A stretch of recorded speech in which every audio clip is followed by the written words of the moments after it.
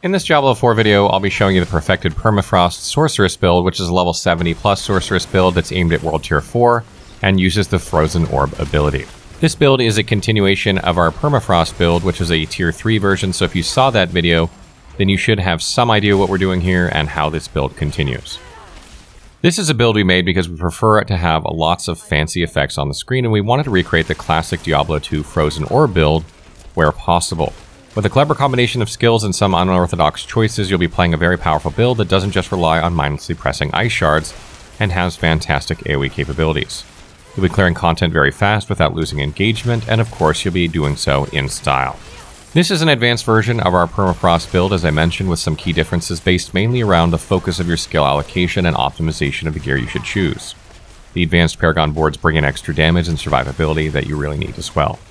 Your gameplay rotation is simple. You can run past or through enemies to get them chilled, and then when in the middle of the group, use Frost Nova and quickly unleash a Frozen Orb plus a free Ice Shards. Or if you prefer, you can cast Blizzard from outside of a room and then simply funnel in Frozen Orbs to clear it completely out. You get survivability from Ice Armor and a double cast of Frost Nova that can CC everything around you and let you get away with ease.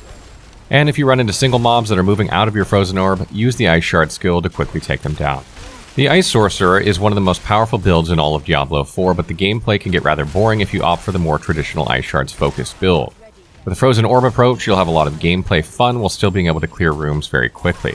This build is simple to set up and has a wide variety of options to further improve it, making it a good choice for both players that are just starting with Tier 4 and those engaged in the endgame grind.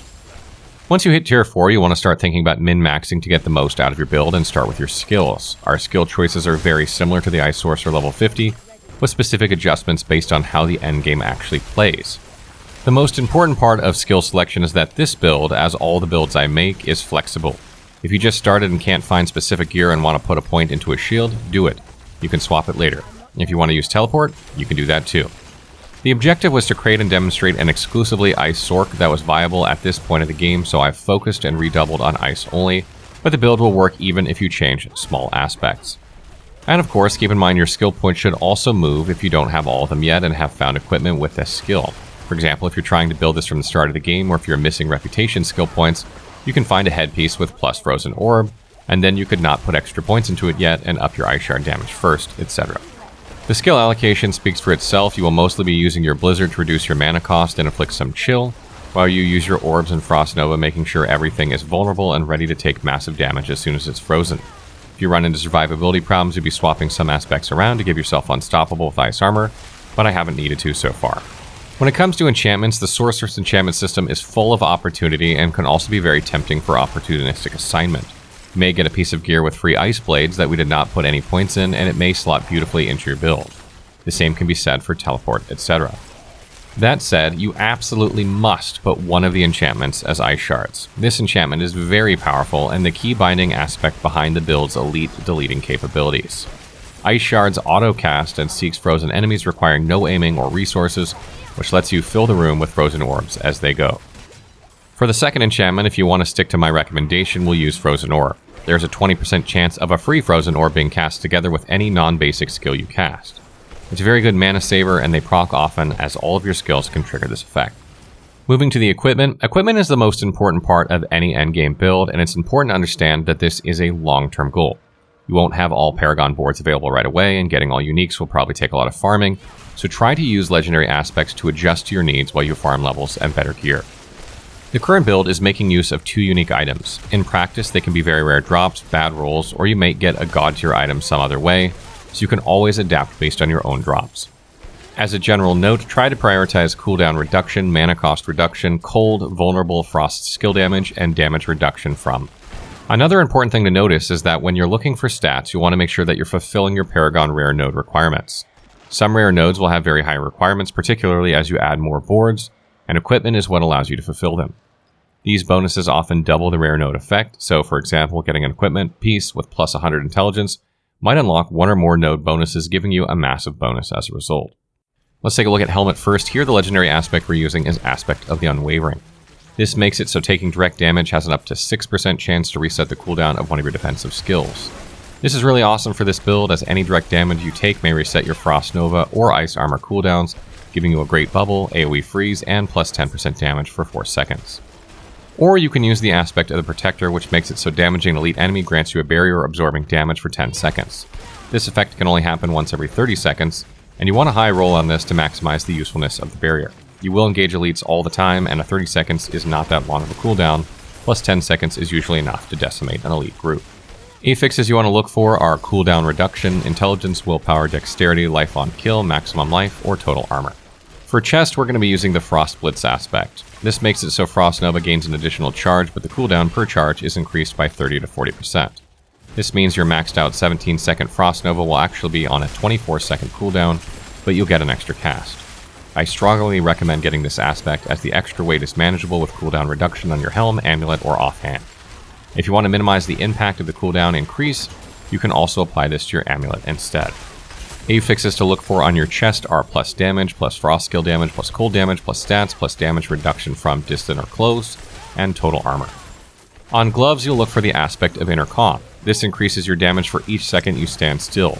You want to roll a 9 or 10% for this to be worth it, but this aspect adds up to 30% damage after 3 seconds of standing still, which is completely doable if you're managing your positioning and making good use of your barrier and Frost Nova. It will also pile onto the 10% damage increase we get after using either of those skills, making your freeze combo truly deadly. Or you can use the Conceited aspect, which increases your damage while you have a barrier active. If you're having trouble standing still, the Conceited aspect is also a good choice, as you'll be getting barriers whenever a frozen enemy dies, and you'll also be able to use ice armor as a double damage boost during boss fights. Affixes you want to look out for are critical strike chance, plus to frozen orb, plus to ice shards, plus intelligence, plus willpower, plus dexterity, or plus attack speed. I do want to mention the unique gloves Frostburn though, as they're a tempting option for this slot, but I don't think that they're as impactful as having straight up 4 ranks of both of your core skills. You'll be freezing everything anyway, and we aren't building for lucky hit, so it's overall an underwhelming choice. It's better to get a customized aspect and the ranks to plus skills and stats. For waste, we'll be using Aspect of Disobedience, which gives you increased armor for 4 seconds when you deal any form of damage, stacking up to 50%. This is essentially a big boost to your survivability, but you want to get a high roll to really make it count. You'll be dealing damage constantly and greatly benefit from it. Or you'll want to use the Snow Veiled aspect, which makes it so casting ice armor makes you unstoppable for up to 3 seconds. This can be very useful to break CCs and escape dicey situations in dungeons. This aspect can only be applied to helm, chest, pants, and amulets, so I don't run it in favor of other damage stats, but if you're having survivability issues, you should consider it. Affixes to look out for on your waist are plus blizzard and plus damage reduction of all types, or plus stats. There is also a unique pants you can use here called Ice Heart Bray, which are excellent choice and my recommendation for this slot. It gives you a significant chance to make frozen enemies unleash a Frost Nova, which will extend the effect of your freeze damage combo and has excellent extra stats such as intelligence and damage to frozen enemies. For boots, we'll be using the Wind Striker aspect. This makes it so critical strikes grant up to 16% movement speed for 1 second up to 6 seconds. This slot is rather underwhelming until you can get the unique boots that match the build, but you can use this to move around faster if you'd like. Another option here is the Ghostwalker aspect, which you should only take this though if you're using the Snow Veiled aspect. It makes it so while unstoppable and for 4 seconds after you gain up to 25% increased movement speed and can move freely through enemies. This aspect greatly increases your movement speed every time your ice armor pops if you have the Snow Veiled aspect. In addition, it will allow you to freely move through enemies so you can make use of ice armor to break CC, and this aspect allows you to move away from the spot. Affixes you should look for are Frost Nova, Intelligence, Willpower, or Stats. The unique we recommend here is Penitent Greaves. These Greaves provide a massive boost to movement speed. On top of that, its unique power leaves a trail of frost behind you, chilling enemies. Enemies that are chilled will move and attack slower, and if they stand on top of the chill for too long, they'll freeze. The boots have a built-in 10% damage to chilled enemies, which you'll be doing often, so they're a very good match for this build. Moving along to your weapon, it will be a two-handed staff. Two-handed staffs have damage to crowd-controlled enemies built in, and it's a huge boost for your build. Wands have lucky hit chance, which is not very useful for our build. For this reason, I recommend using the staff instead. You should put Aspect of Piercing Cold on it, which makes it so that Ice Shard pierces up to 9 times, dealing up to 10% less damage per subsequent enemy hit. This is a very powerful aspect and should be on your two-handed weapon to maximize its effect. Affixes you'll be looking for are plus intelligence, plus to all stats, plus to core skill damage, plus to vulnerable damage, plus to damage to distant or close enemies depending on your preferred playstyle. For amulet, you'll be using Aspect of Control. This makes it so that you deal more damage to immobilized, stunned, or frozen enemies. You can use this on a ring or on your amulet based on what rolls you get for your other aspects. You must have this on your build somewhere though. Or you can use the Aspect of Frozen Orbit. Frozen Orb stays in place after reaching its destination and explodes 2 additional times for 30 to 45% of its damage. You can use this on a ring or on your amulet based on what rolls you get for other aspects, but again, you must have this somewhere on your build.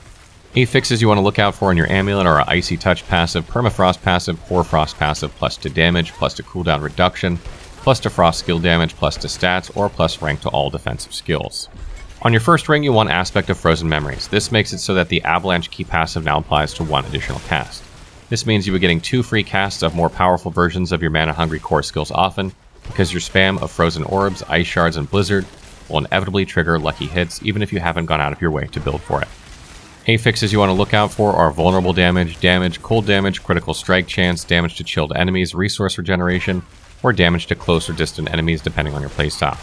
For your second ring, you'll use whichever you did not pick for your amulet. Make sure your build has 2 Frost Novas, Frozen Orb Explosion, and Aspect of Control, plus the Avalanche one. For gems on your weapon, you want Sapphires to increase your critical damage to crowd-controlled enemies, you want Rubies on your armor to increase your maximum life for your barriers, and on Jewelry, you want Skulls to boost your defense value because resistances don't work well and having flat armor is actually better. Moving along to Paragon, when it comes to the Paragon boards, we're mainly going to aim for rare nodes that increase our damage output as well as glyphs that synergize with our board. Please note that the order in which I get the nodes is just a general guideline and you can adjust it to your current needs.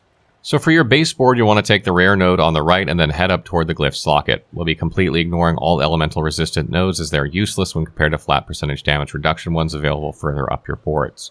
On the glyph socket, you'll want to slot the control glyph and eventually assign as much dexterity as possible around it. The normal effect will boost damage to crowded controlled enemies per 5 dexterity invested, while the bonus effect will give you extra damage to chilled or frozen enemies. Continue up the left of the board through the non-physical damage node, grab the ones around it too, and then unlock your second board. Your second board is going to be Icefall. On this board, you'll want to rotate it until you have the Frosts and Frigid rare nodes and glyph socket on the bottom side, as this will be the first node you want to take before getting to the board's legendary slot. Take the damage to chilled enemies rare nodes, then head right to grab damage reduction from chilled enemies. For the glyph slot, we'll use Tactician as it will boost the effects of the 2 rare nodes in range, increasing both your damage and defense against chilled enemies. You'll need to select dexterity nodes within range to obtain the secondary boost that will give you a 10% damage boost after you use Frost Nova or Ice Armor.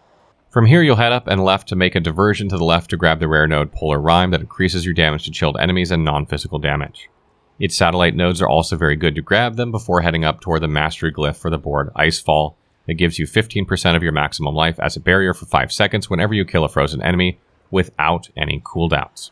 Continue upward and left, unlocking Keeper of Winter to improve your damage reduction versus chilled enemies, and then head to the opposite side of the board and unlock Cryomancy to boost your cold damage by 20 to 30%, plus its satellites for cold damage.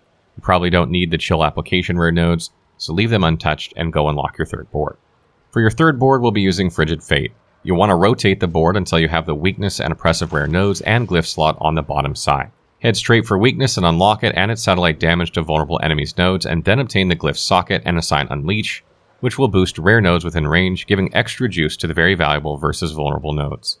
The secondary effect of Unleash will boost your damage by 6.7% and mana regeneration by 6.7% after 1 cast of a core skill, so it's quite valuable. From here, head right and down to unlock the Oppressive node to increase vulnerable damage and damage reduction from vulnerable enemies, and then get all relevant rare nodes around it. Return to Weakness and start making your way left toward Guarded that will boost damage reduction from vulnerable enemies and improve your survivability. We won't be taking the legendary node on this board, so head out of the gate to the left onto your fourth board. And for fourth board, we'll be using Enchantment Master. Enchantment Master should be rotated to get to Ruinous closer to your gate, which gives plus non-physical damage and damage to elites. Go there first, then backtrack a little bit to go down toward the glyph socket. Here you want to assign Exploit and then take the dexterity nodes within range to increase vulnerable damage. The added bonus of Exploit is a flat percentage increase to your damage whenever you have damaged a vulnerable enemy, which will play very well into the game's damage calculations. If you max the range for this glyph, you'll be able to assign around 34 dexterity plus 20% or 39 dexterity if you reach all nodes. From the glyph socket, unlock Elemental Balance and its satellite rare nodes, including dexterity ones, to maximize the use of this slot. Then head left and up to unlock the final node near Elementalist, that also gives you 20% non-physical damage and 4% max life, improving your barriers. Make sure you get the damage nodes around it before backtracking and heading down to the gate for your fifth board. The Ceaseless Conduit board is next up, and the reason for picking this board is the Hunter-Killer rare node that gives you movement speed and increased damage versus elites. There are also 3 other 8% damage to elite magic nodes here, so make sure to rotate the board so you can access these as soon as possible. Final tips. This is another successful Sorceress build that does not use teleport but has quite good run speed if you're using the unique boots. Your playstyle should be focused on rounding up enemies to trigger satisfying mass freeze, mass explosion, all clear out situations, so you'll enjoy actually running into the middle of several packs of elites. All in all, you'll get the benefits of one of the most powerful builds in the game without the downsides of dreadfully boring press one button gameplay. Using your freeze and barriers smartly is key when clearing higher level dungeons, but be mindful that elements on the ground have a tendency to block out enemy or nightmare dungeon effects, so you may need emergency heals from explosions or volcanic eruption affixes. If you're struggling to get aspects and gear, remember that you can gamble for sacred and ancestral gear at the Curiosities vendor, and you can run legions and Helltide mystery chests with the help of randoms on the server. Overall, your drops seem to improve as you level, so don't worry if ancestrals are not coming right away. Just keep playing and you'll eventually get there. Remember to craft and drink precision elixirs, which increases both critical strike chance and critical strike damage, further boosting the performance of this build. This build shines when you're facing large quantity of enemies, so try to run dungeons with tight corridors and big packs. And lastly, whatever you do, never run a nightmare dungeon that has minus cold damage or minus vulnerable duration.